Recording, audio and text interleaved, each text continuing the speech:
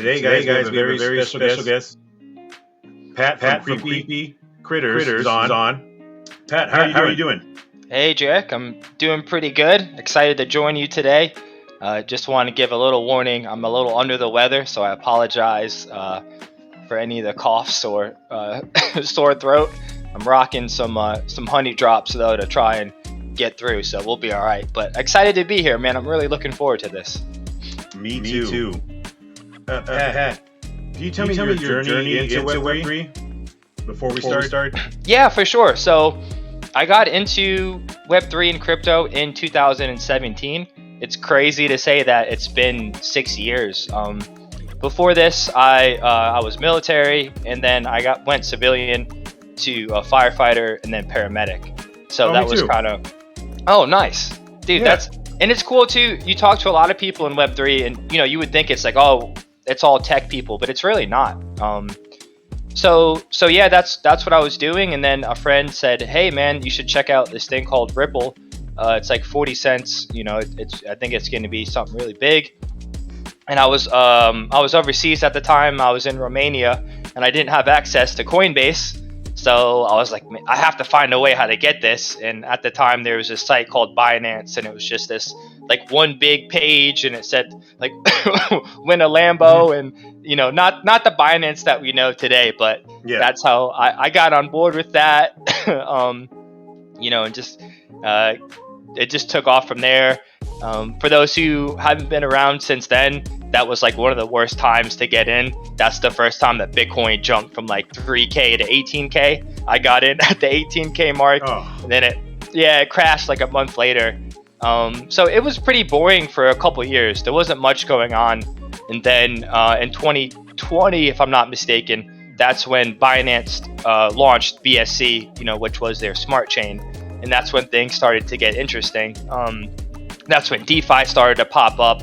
PancakeSwap was created, and that's when I got my first NFT. I got one of their profile pictures, and I thought it was the coolest thing because it kept up with like stats. You could earn rewards for it, and it was like my first thing of where you could really see how the tech was starting to evolve. So it was super cool. I went, degen mode like a lot of people did. And I got into a project called the Non-fungible apes, and sorry, excuse me, dying over here. And like many people who get into this, you start off with like a community mod position or a manager. So that's what I did. And then eventually I got my first full-time job as a business developer for a DEX, which was incredible because I was, talking to people from across the world. I went from, being a firefighter, paramedic to talking to people from Asia, Africa, Europe, about their liquidity profiles, about managing their tokenomics, about, onboarding people and marketing. So it was just a crazy switch, but I absolutely fell in love, and haven't looked back since.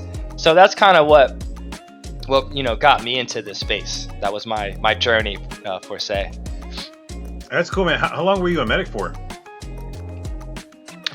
So I was EMT for most of the time, and it's actually quite funny. I was an EMT since 2013, and then let's see, I stopped in 20. So about 7 years, and then I went to school for a year to get my medic, and then as soon as I got my medic, I left 4 months later to get into Web3. So most of the career as a firefighter EMT went through all that work, all that schooling. For anyone knows, it's tough work. Yeah, especially when you're working full time as well, because the way our department was set up, you'd run 24-hour shifts. Then you would, you'd go do like ride time for 24-hour shifts. You'd go to clinicals in the hospital. You'd go to class. It was crazy. So yeah, interesting how all that was for not too much time, but I wouldn't trade it. I love it here. So yeah. Are you still actively doing it, or you're just do you uphold the certification? No, I probably should, but it's just a lot of work, and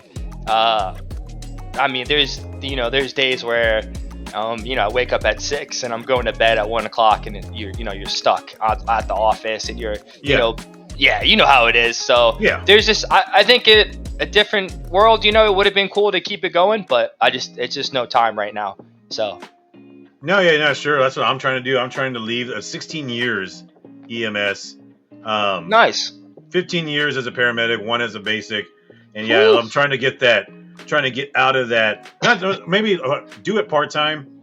But not do it full time anymore. It's like hard on your body. I mean, getting up at 2, 3 in the morning, death, dying, all that other stuff, man. It's just after a while it gets kind of old, man. But we'll move on to the Kreepy Kritters and kind of tell me exactly y'all's story and why are you actually coming over here to Polygon? Yeah, so I think it's best to kind of start on why we created Kreepy Kritters. Sure. So like I said, I degened into a lot of NFTs like most people did, and 2021 was good for BNB chain NFTs. There was a lot of projects, that did well.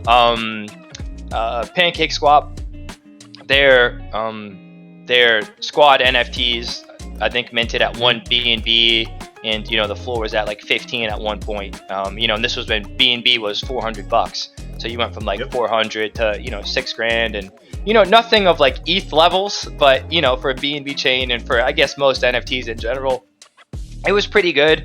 But it went down really hard, really fast. Again, like most places, but the difference on BNB chain is there's no ecosystem, there's no spaces, there's no support from BNB chain.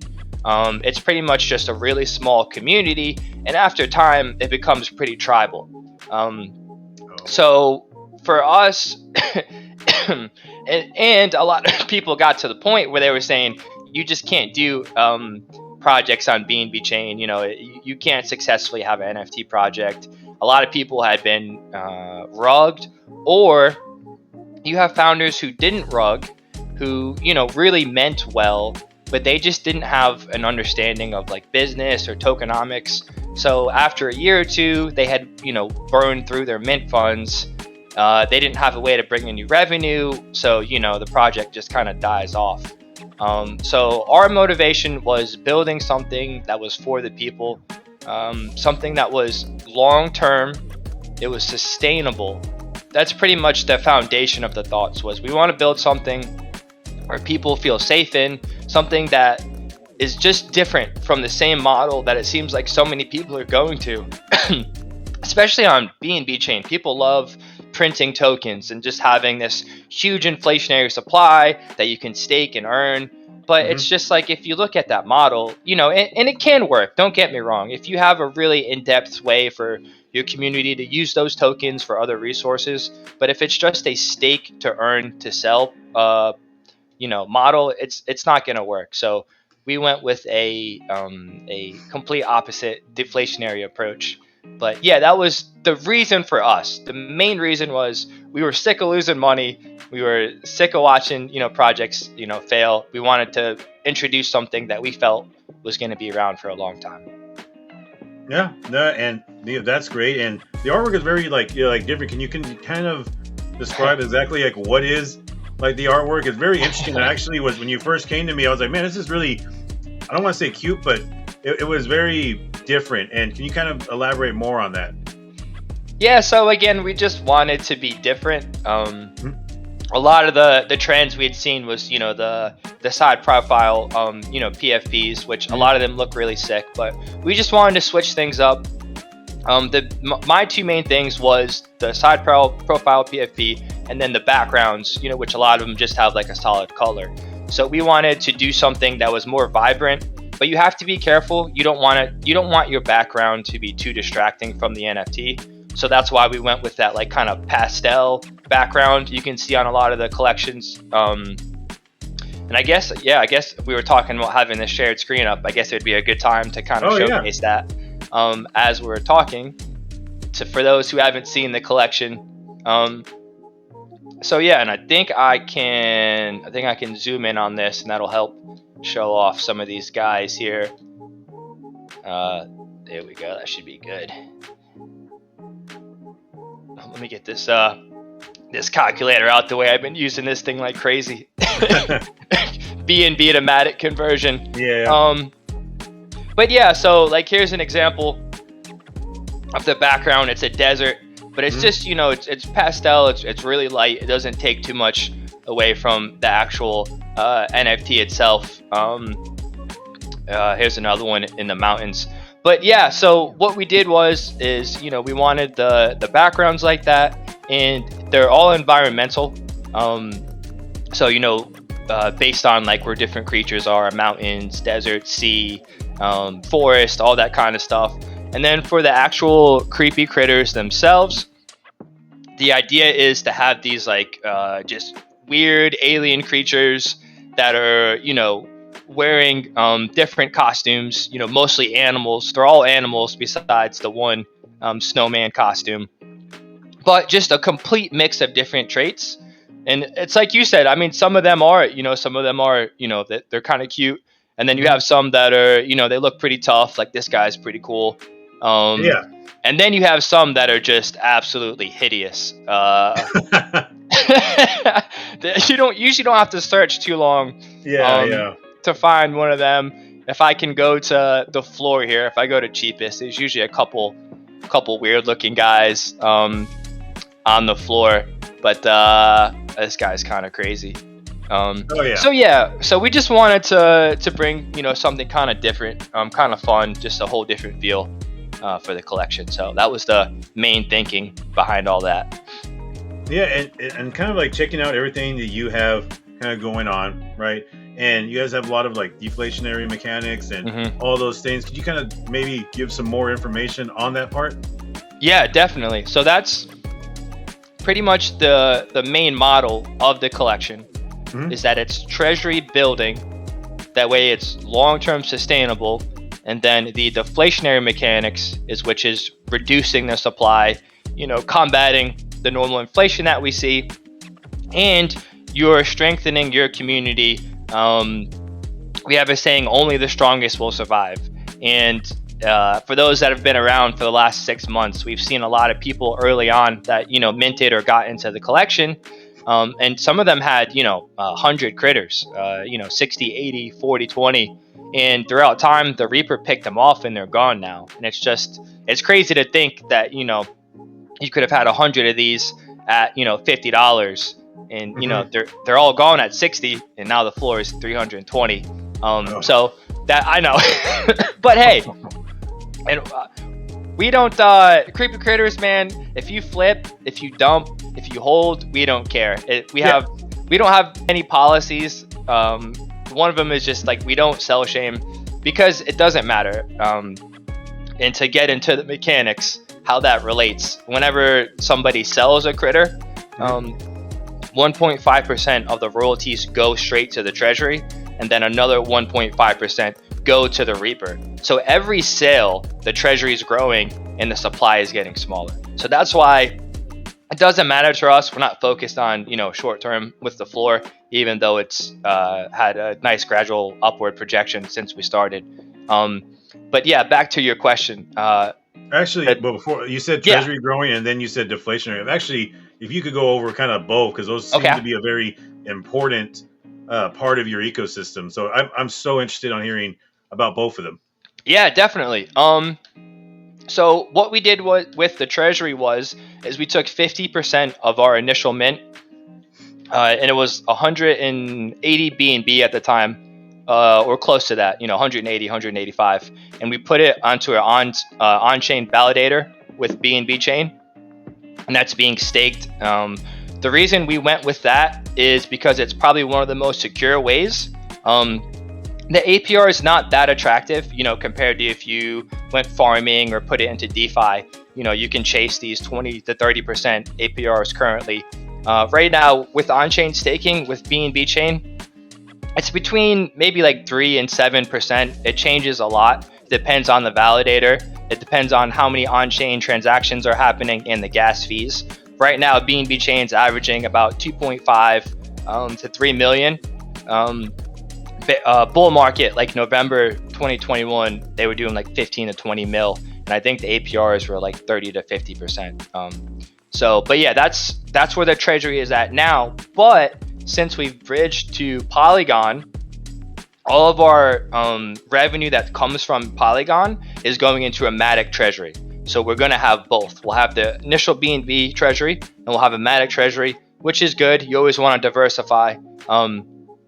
But yeah, so and we have a cool little tab on our website where you can keep track of what's going on with the treasury. So that's nice. That's cool. Yeah. So, and this is all live through APIs, so everyone can come check at any time. The only one that is manual is the on-chain staked treasury, because it's on Beacon chain. It's on BEP2, the original Ethereum Binance chain. So the API won't pull us up for us unless somebody knows a way. Shout out, DM me. I talked to BNB chain. Yeah, they couldn't figure it out. But so yeah, so like I said, we started with around 180. We're at 201 right now without counting anything that we have from this month. And this treasury here, this very first one, is the one that the community will get at the end. Okay. Then we also have 3 other funds. We have an NFT fund, which was 20% of our mint, and we use that to purchase NFTs from other collections. We normally target collections that offer passive income. That way we can use those rewards to grow our treasury. And we can airdrop them to our community members. But we also use that treasury for collabs. That's something that we're doing right now on Polygon. Since we're new and it's not easy to collab and network, we're doing kind of like our go-to right now is we're finding other collections, we're buying their NFTs, putting them into our treasury, and then we're talking to them like on Spaces and giving away a Kreepy Kritter to one of their communities. Then below that is the Burn Fund. This fund is used to place global bids. And for those who aren't familiar with global bids, it's basically a market bid. So for example, you can go to the marketplace, and the floor right now, like I said, was like 640 Matic. And say if you want to put in a bid for 600, and that means anybody can take any critter they have and accept that bid at any point. So it's basically giving someone instant liquidity while you yourself are getting that NFT below floor. You're getting it at a discount. We do this with funds in that Burn Fund for the Reaper, and any global bid that it wins, it automatically sends out to the graveyard. So this does 2 main things for the collection. The first thing does is that it saves funds for the Reaper, because instead of sweeping from the floor, you're doing it again, below floor, whether that's 10, 15, 20%. And then you're putting extra pressure on the other global bids to raise them higher and to add more liquidity for the collection overall. And then the very last fund right there, which is 30 BNB, is our lending fund. We haven't really started this yet on Polygon. If anyone has a good lending platform, let us know. This is something more we did on BNB chain. And basically, users can lend their NFTs as collateral for BNB, and we would earn interest on that. And then if they don't pay it off, in the set amount of time, we would get ownership of the NFT, liquidate it, and then use those funds to add to the Reaper. But yeah, so anyone can come on here. You can see what's going on with these funds at all times. You can see the total. There's 312 BNB right in there. Transparency is super, super important to us. So any project you're in, make sure that all the numbers are outward facing.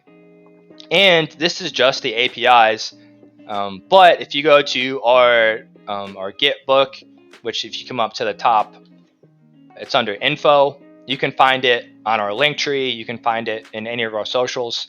But we have all of our wallets and smart contracts publicly posted. So you can see our contracts, you can see the Graveyard wallet, you can see the Auto Reaper, all the treasuries, our player pot, all that stuff. You can go and investigate for yourself. And again, if you're in any project that deals with funds, it should be public. That's just how I feel, right? That's the whole point of blockchain. 100%. Right? Yeah. Yeah. So Yeah, so that's the treasury.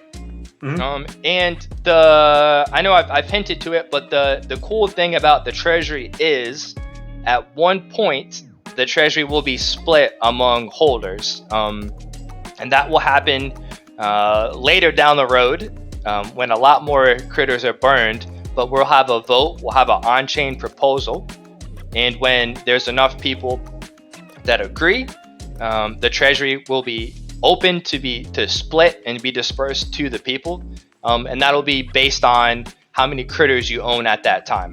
And basically, a contract will be available. You can place your critters into that contract, and then you'll get a direct proportion of that treasury. Or you can keep them alive, but I don't want to go off topic yet. I'll get back into that. But right now, you're asking about the treasury and the deflationary mechanics. So Sure. That's the treasury. Then we'll go down to the deflationary mechanics. This is also on the website as well. You can see an active count of how many critters are in the graveyard. And this graveyard is a dead address, which means they cannot be taken out by no one. Hackers, nobody can get them out. They're gone forever, no keys. So yeah, we've burned 3,438, and I actually think it's about 13 more. Since we've bridged, we haven't synced over the data yet. It should be coming over in the next couple of days. But it's 58.5% of the supply has already been burned. Damn. Yeah, dude, it's crazy. I've told this story before, but when I was setting up the project, I made all these like charts, and I was just trying to wrap my head around the numbers and figure out, estimates, and okay, after 1 year, where would we be?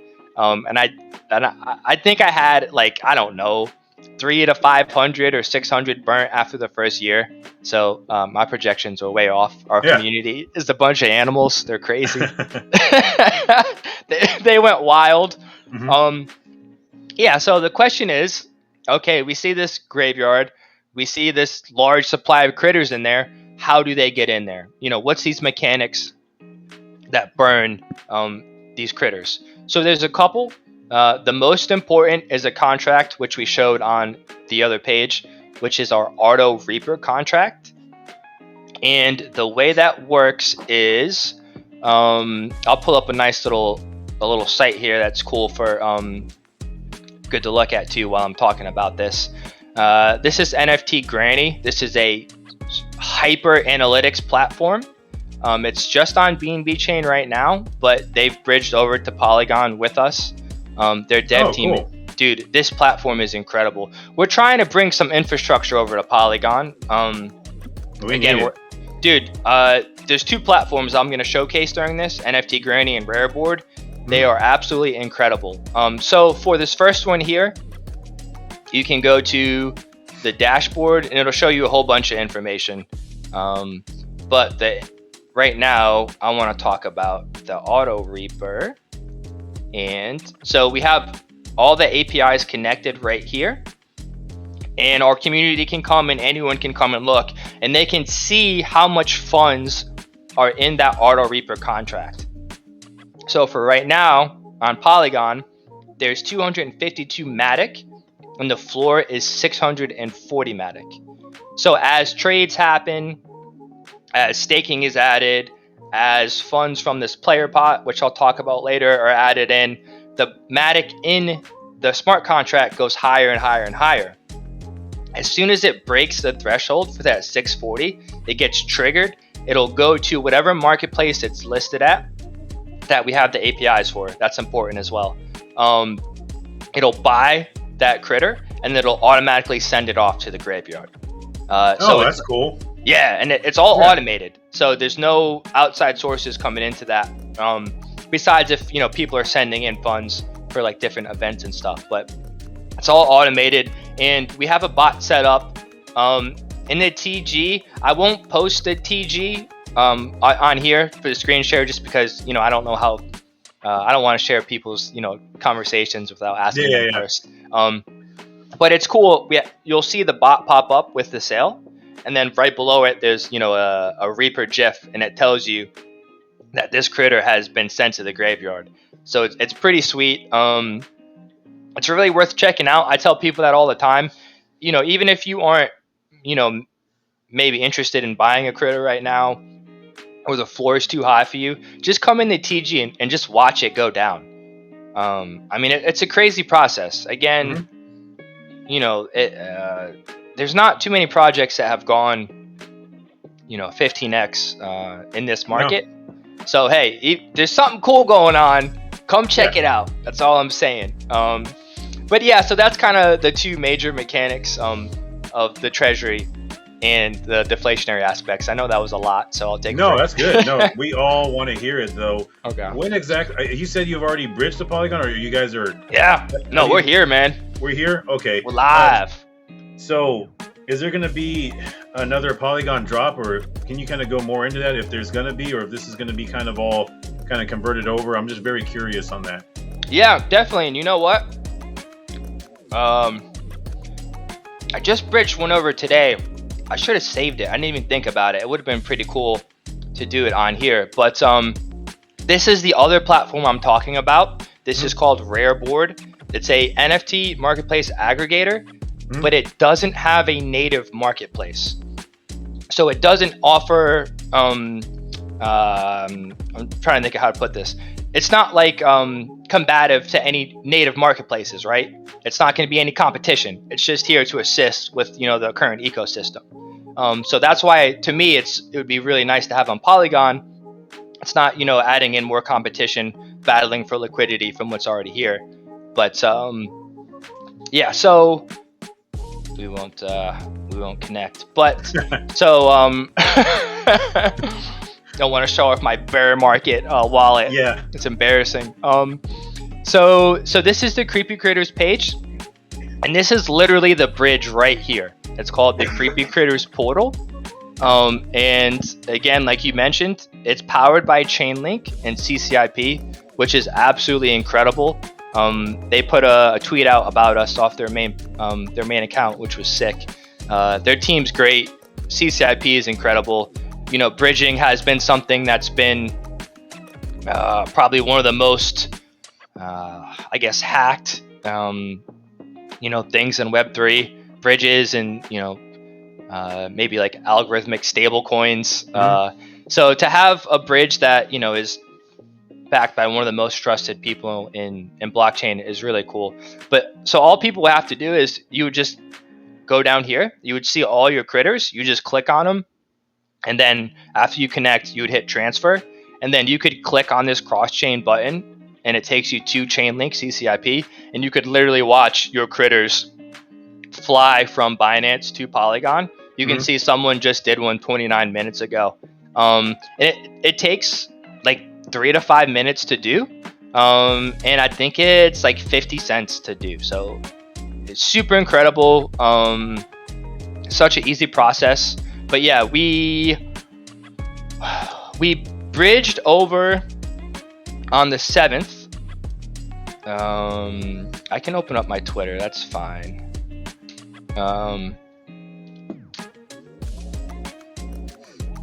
And oh, I'm not logged in. Anyways, we bridged over on the 7th, and we've had about 85 to 90% of our community bridge over since then. And it was pretty cool because our floor when we first bridged was 500 Matic, and it's 640 now. So it's gone up 140 Matic in a matter of a week and a half, just from being over at Polygon. And it's funny because I was talking to you about this before we went live, but I'm stressing the importance to my community of like, hey, we're at a whole new chain. I know there's a lot of hype. Nobody wants to sell, but like, we're trying to onboard new people into the community. So, we need to have listings. If I'm looking at a project and the floor is super thin and there's like, 5-10% floor jump gaps, it's not going to turn me off of it. But if I want to buy a bunch of them, I'm probably not going to, because I know, it's not super liquid. I'm going to jump the floor up a lot. So I've been stressing people to list. Nobody's really listing, so I'm having to list a bunch of mine. I've had like 10 of mine swept this last week, so I'm done listing. I'm trying to help out, but listen, guys, just come and look at this project. Just look what's going on, okay? The floor is going crazy, and again, it's happening for a reason. It's all number based, and that's the cool thing about this collection is if you look at what's happening, there's data to back it up, right? It's not really so much speculative or hype based. You can kind of come in and say, okay, well, this is what's going on with the treasury. I see these amount of sweeps happening, and it's all pretty easy to see. Back to Rareboard. So with Rareboard, you can look at the listed NFTs just like on any marketplace.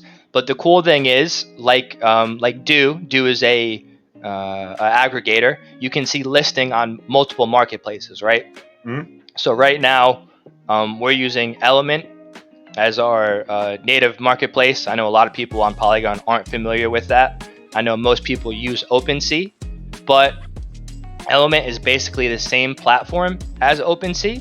It's 2% compared to 2.5%. And for those who don't know, OpenSea is stopping creative royalties at the end of February. I just talked to them a couple days ago, and that's what they told me. So we're using Element. And again, the reason with us, what we need from a marketplace is we need access to their APIs. So we can integrate it with our smart contracts. We need a bidding feature for our Reaper, and we need mobile support because a lot of our users don't use just, they're not just desktop. And we do a lot of trading competitions and events, and we have to include a whole community. So that's why we're going with Element right now. Do's great. We love Do, but they don't have, mobile access, so we can't go with them.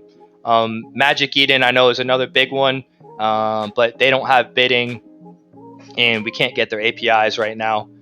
So we're using Element. But again, back to Rareboard, you can see all the different listings on different marketplaces. So if someone were to list on OpenSea, you'd be able to see it. If they were on Magic Eden, and they share their APIs, you could see it. Same for Do as well. But you can let's see. You can see as well, this is the highest global bid. This is the highest liquidity. It's only showing on BNB chain right now. There's still a lot of changes to come to this because we just bridged over. But you can search for the highest rank. You can filter by certain collections. Like say if you're costume hunting and you're like, all right, I need a T-Rex. You can just come here and it'll show you all the T-Rexes. You say, I want to find the cheapest. You can go here and it'll show you the cheapest T-Rex. Right now, it's 120, 1,200 Matic for the cheapest T-Rex. So it's just got a whole bunch of data. The analytics page is pretty sick too. You can come over here to go to historical. This is one of my favorite charts to look at. We'll go all time. So this is our all-time chart for Kreepy Kritters. You can see when we started, and we did have a slow mint, which is really interesting. You can see we initially started at 0.12 BNB, and the floor went down to 0.05. So we minted at So we minted at $30, and we rented a booth at NFT NYC for our launch. So I was there at a booth on launch day, and when launch day ended, we were at 10%. So there was a lot of doubts, to say the least. From other people. The team felt confident. We knew what we had planned. We knew that with the treasury and the Reaper, it was just a matter of time. But so you can see the floor went down to $15. There was even one global bid that was accepted for $10, and the community always likes to joke on that guy and give him a hard time. But again, it's all love. So, But yeah, you can see it took us 30 days to mint out, and I think that's when we kind of got back to floor. And then since then, it's just been a gradual progression. That there hasn't been any huge pumps for the most part. It's just been pretty gradual with the treasury growing. Again, the Reaper doing its thing. So come look at the data. This right now, again, is only just showing BNB chain because it's showing the floor at 1.9 because there's not many critters left here. Yeah. But all this data will be back integrated cross-chain, multi-chain pretty soon, maybe a week or two max. But yeah, just come over and check it out. Again, I know I say that a lot, but doing your own research is so important. I know it's such a cliche. Yeah. But man, if there's a project who's doing something well and they're showing you how it's done, just go take a look. It's the bear market. There's not much else going on, right? You know, there's not projects launching every day and you got to find, you know, what's the next 10x. We're all bored right now. Come do some investigating. Come talk to us. Come have some fun. So, but yeah, another long rant by me. I'll stop and drink some water. No, definitely. And you know, I love the fact that you had all this kind of laid out, and we can all go and kind of research it, right? Mm-hmm. But I kind of will there be another like mint? Are you guys going to have another mint that's going to be on Polygon? Or are you just kind of bridging these guys over, or what's going to be the plan with that? Yeah, so you asked me that like 20 minutes ago, I think. No, I love it. I want to hear everything about it. Yeah, when I get on a tangent, man, it's hard to stop. But yeah, so we I'll pull up the docs. I like the docs, man. Anything we doing, I like to put on here. And again, I've got all the info on Chainlink, CCIP, and we have info on the Polygon drop as well. But yeah, so what we're doing, it's pretty cool. I don't think people are picking up on it too much yet, which is fair. Yeah. Because we're very unique, and it takes education on our part to let people know what we're doing. And again, you know, expensive floor price, bear market. I get it. So the drop it's 50 NFTs, so very exclusive. And it's going to be these critter tickets that you can see on screen right now. They have these seat numbers. It's going to be between 1 and 50. And the way it works is, I'll show you down here. We have a pool of 50 critters that are sitting basically, you know, in a treasury, and the seats on the tickets are connected to these critters. So for example, number 1 is the best ticket. If you get that, it gives you the number 1 Kreepy Kritter here, which is a rarity score of 40 lightning hands. The last one that sold probably went for like maybe like 3.5 BNB. Ready? That's still really good. Yeah, check this out. Ready? Boom. Calculator. 3.5. 1400. Love it. 1400 Matic.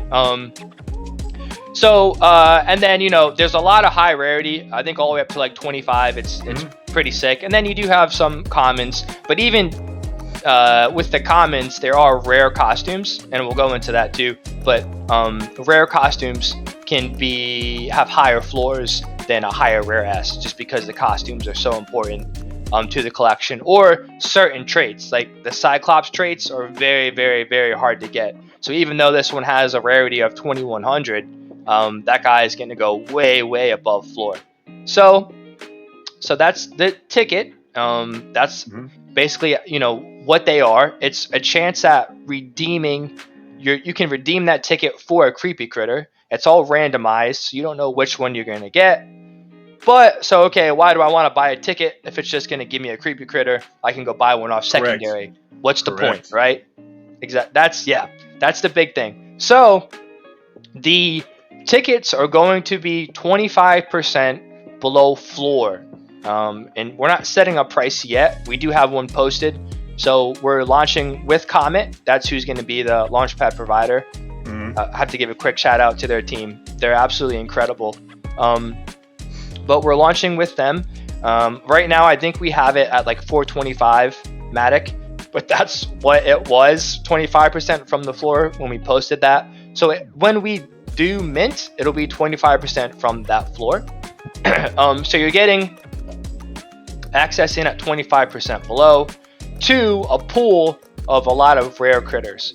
But again, we've had this question a lot, and this is why, again, we talked earlier, you know, about questions and stuff, and I said I love the tough questions, because sometimes, you know, you just don't think about things. And for us, you know, when we came over here, my mindset was, you know, we're going to do this. It's going to be, everyone's going to want one. You know, the whitelist will go out in a second because it's such a great opportunity. But you have to realize you're coming to a whole new chain. Nobody knows who you are. They don't know what your project is. And for most projects, if you said, hey, man, you know, I'm going to sell you something for $300 and our floor is 375, it's like, well, that's cool, but it's a bear market, man. Like, there's no liquidity.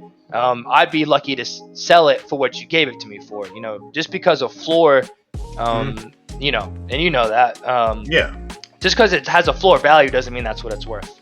So very respectable. The big difference for us is that we are a very liquid project. So like I said, you know, with the global bids, with the Reaper, with our community doing them, you're going to have a liquidity option if you want it. If you just want to dump it, you can, and you can still make profit. And, you know, we do have the other mechanics. We have the data. You can look at it.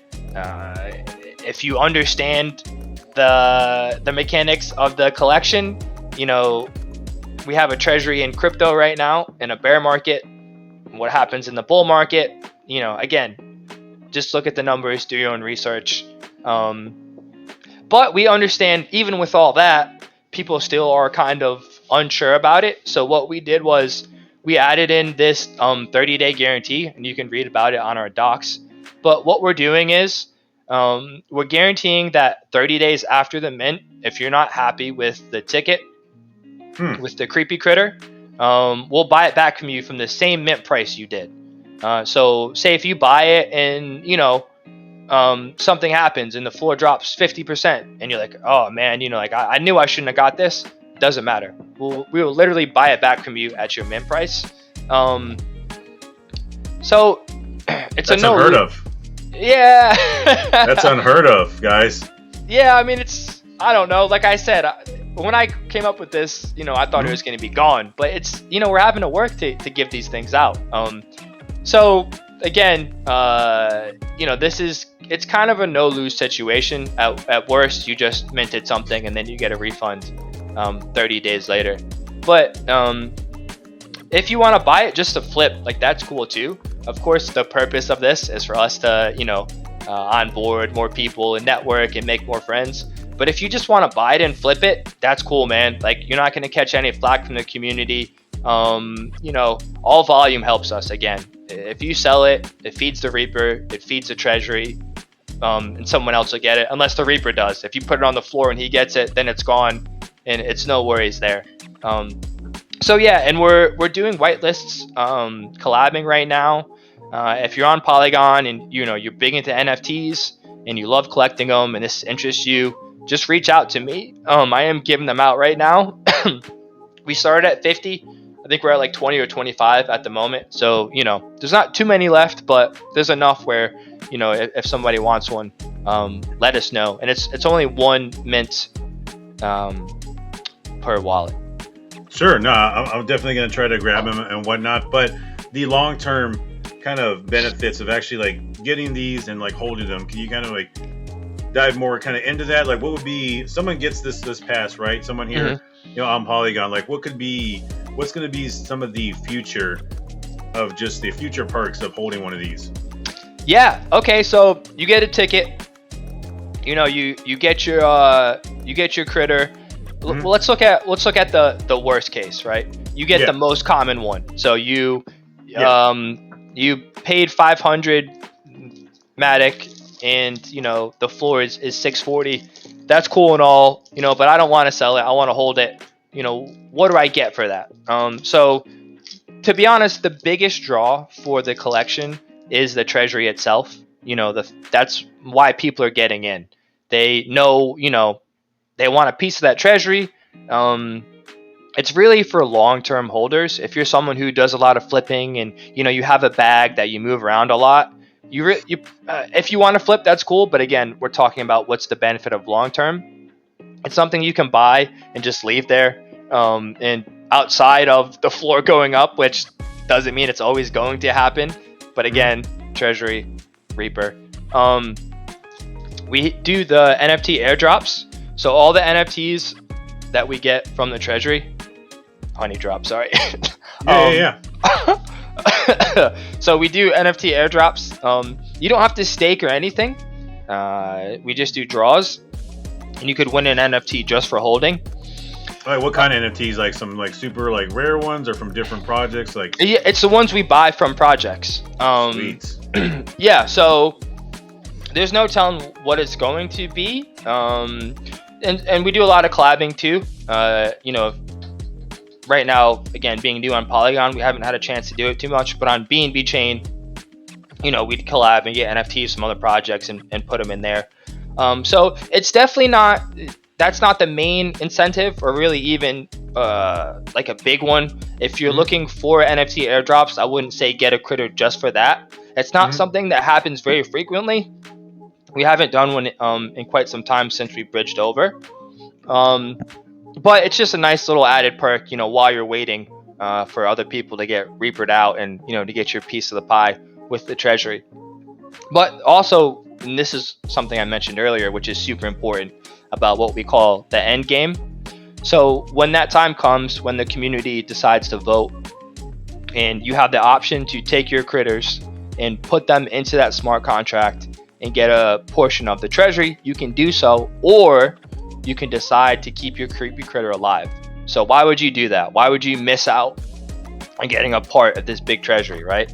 So there's two main benefits. One, obviously you still have it, it's still tradable on the secondary market.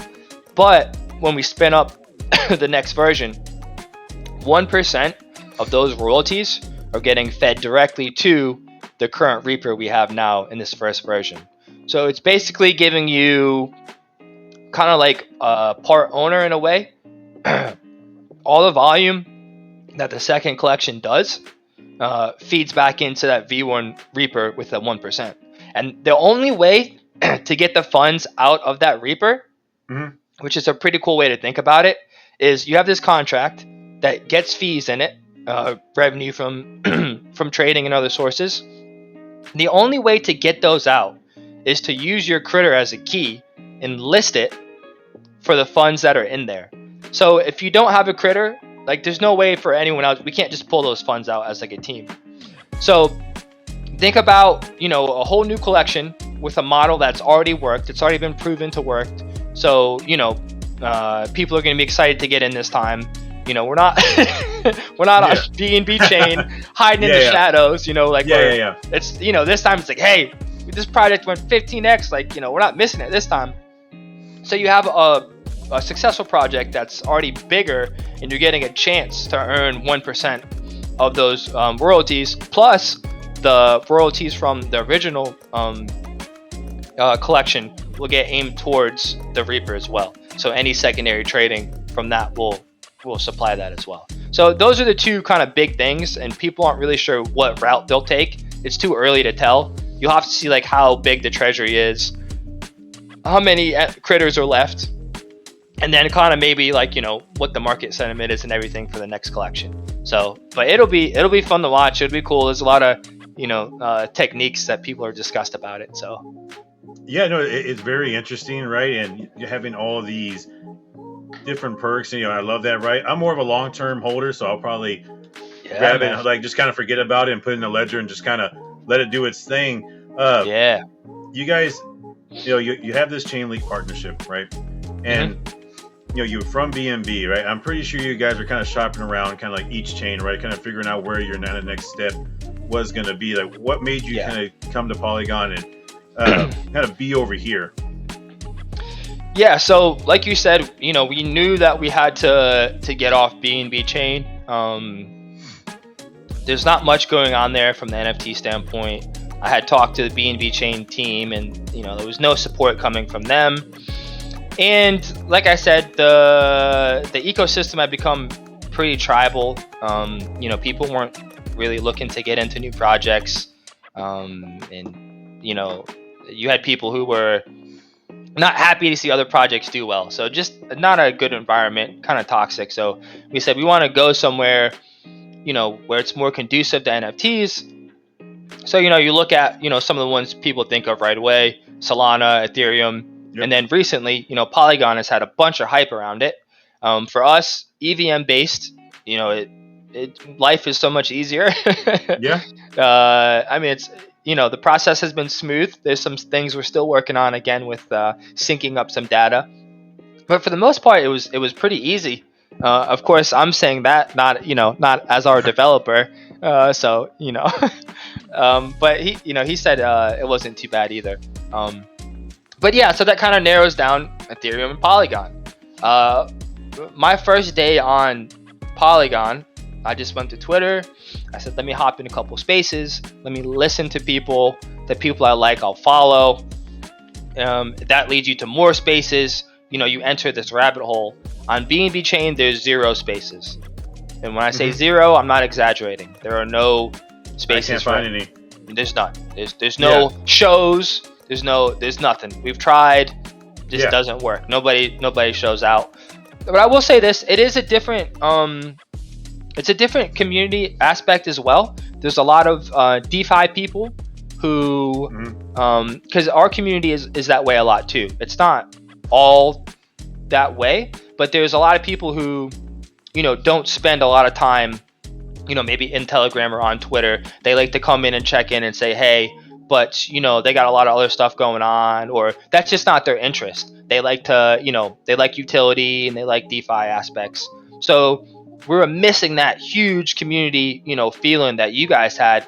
And after spending 2 days here, it was like it was a no-brainer. I met Tony Matic Man on the second day, and he was so cool, man. Yeah, I mean he's busy, we all are, but he hopped on a call with me. It was like 4 a.m. or something, and we talked for like an hour. It was just really cool. He got me hooked up with a bunch of people. Everyone I've talked to is just super open.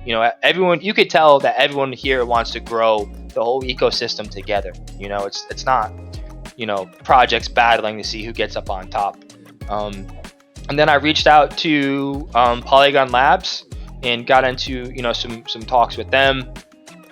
Their team's been pretty cool too. So it was just a welcoming atmosphere. And to us, the community was on board, which is cool, because I know a lot of people have asked that, like, hey, was your community, excited, or did they not want to go? they were ready to leave BNB in the dust. So, yeah. You're one of the first people to say that, because not a lot of people, they usually kind of kick and scream. I mean, just ask the Utes. They were practically crying coming over here. But yeah, I didn't think they gave us a real chance. You guys kind of came over here. We're all about kind of building here, kind of in Polygon, right? And I love the fact that you're here. I love the fact that you guys are coming over here with all these different kind of like perks, and love the whole Reaper system. A lot of numbers, right? But I'm definitely going to dive like kind of more into it though. But as far as like, you have your Chainlink partnership and everything like that, can you kind of go more kind of like into it? Like what exactly did Chainlink exactly help you guys do as far as like bridging and all that? Like how easy has that been? It's been very, very easy. So their CCIP solution is really cool because it allows our collection to basically live on BNB and Polygon at the same time throughout the bridge. They have these like a burn to lock and lock to mint functions in chain that uses like messaging. So for example, our burn data, our rarity, all the metadata and everything can live on both chains at the same time. So say if we burn a critter, the Reaper sweeps one on BNB chain, it'll automatically show that it's swept and gone on Polygon. So from a tech standpoint, that was huge for us, right? Because if we couldn't have that data, it would have been so complicated. It would have been a mess. And this works on all EVM. So, if we wanted to branch out even more, we could. Right now, we definitely don't have, those intentions. But hopefully one day that's all of crypto, right? We're all multi-chain. It would make everything so much easier. But yeah, so, and then outside of that, their team was incredible. They were super helpful. CCIP was brand new at the time. So, that allowed them to, market us, which was huge.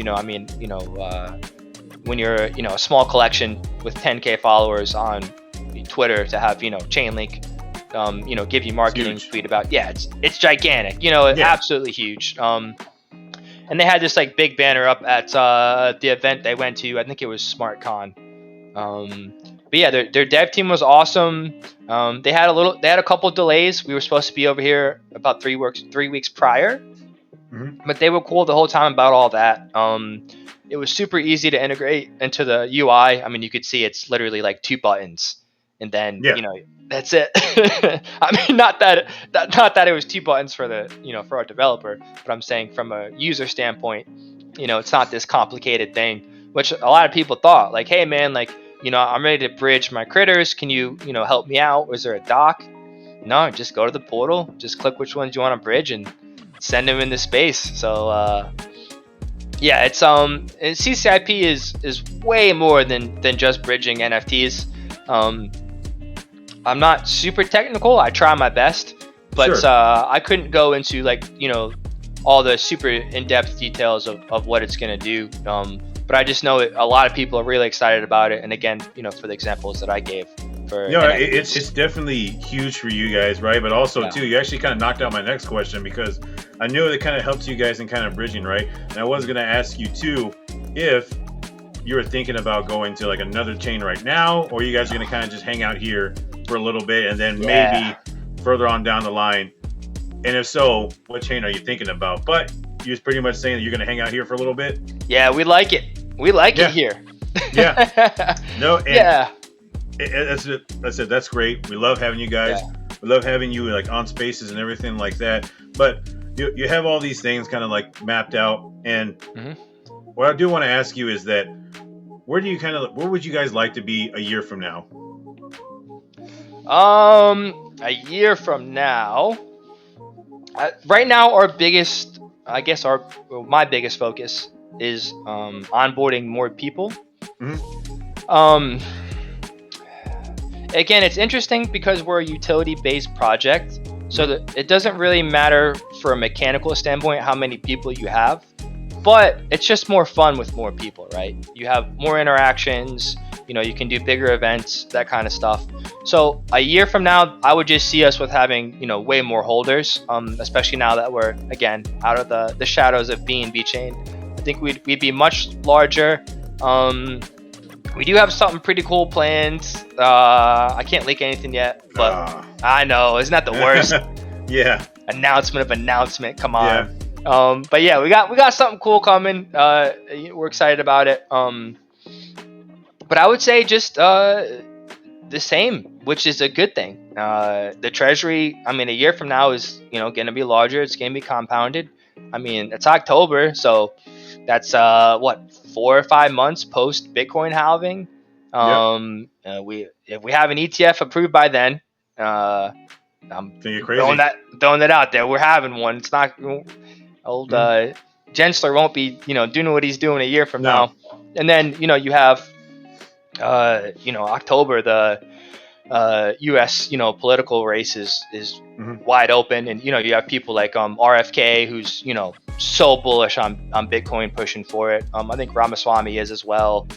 So there's a lot of stuff. I mean, we saw what Sam did in politics with some money. So yeah. And that was to harm what's going on. And I know a lot of people aren't happy about institutional ETFs, and there's a whole bunch of different visions on that. But all I know is whether you look at it as a positive or negative for decentralization of Bitcoin and Web3, it's bringing in more people. And that's really the long-term goal, again, depending on how you look at it, if you're a super decentralized maxi or not, which you need to have, which is good. But yeah, so I think it'll be interesting to see how big the treasury is, what's in there. And then how many critters are left. It'll be wild to see. Again, we're at 58.5% burned. I'm not even gonna try and give you a prediction of where we're gonna be at in a year from now. So maybe we'll do a catch up in a year, and we'll see. Oh, sure, 100%. We'll see what's going on. It'd be pretty cool. So I plan to catch up with each and every single one of you a year from now. Nice. But I do want to thank you for coming on, Bray. And before you go, is there anything else you want to say, or any community members you want to shout out, or anybody you want to shout out before you go? I want to give a huge shout out to our devs, man. They have been absolutely incredible. You know, I had a vision, and you can have all the visions you want, but without a good dev team, you know, you can't make anything happen. And you know, if you're in the Web3 space for a long time, man, if you find a good dev, that's like, gosh, that's gold. That's more than gold. So the devs are incredible. Our artist as well, he does such sick work. And then, you know, it's cliche, but the community, our community is a bunch of diamond hands, you know, maybe 2 diamond hands. So maybe I shouldn't shout them out. I need them to list more, man. But yeah, no, they're great. Everyone's so chill, man. There's no drama. Everyone sees the vision. They understand where we're going. You know, they just have that mentality of like, it's the bear market. Like, you know, I'm not leaving in the bear, you know, until the bull gets here. Like, I'm not even, you know, I don't want to. So, but yeah, that's and then just, I mean, man, people at Polygon, they're building something special. The fact that they're investing, you know, money into like space hosts and building up infrastructure, you know, you can tell they're really putting in, you know, what it takes to have a successful NFT ecosystem, and it's thriving. You know, now, I mean, maybe not, you know, maybe not floors and volume, maybe not be thriving, but you're not going to have that for the most part for community projects in a bear market. It's just not going to happen. But if you have what they have now, man, when things get hot and liquidity comes back and people come in and they pop in and they see all the spaces and the people talking and the hype and the launches that it's happening here, man, it's going to get so crazy. It's going to get absolutely wild. So we're just happy to, you know, to be able to be a part of that. So, yeah. Yeah, no, I appreciate you. Thank you so much, Pat, for coming on. Guys, this is going to wrap our show. If you like content like this, please like, comment, share, subscribe, download, follow me on X, follow Pat on X too as well. Follow the Kreepy Kritters. And guys, I will see you guys around on the blockchain. Take care.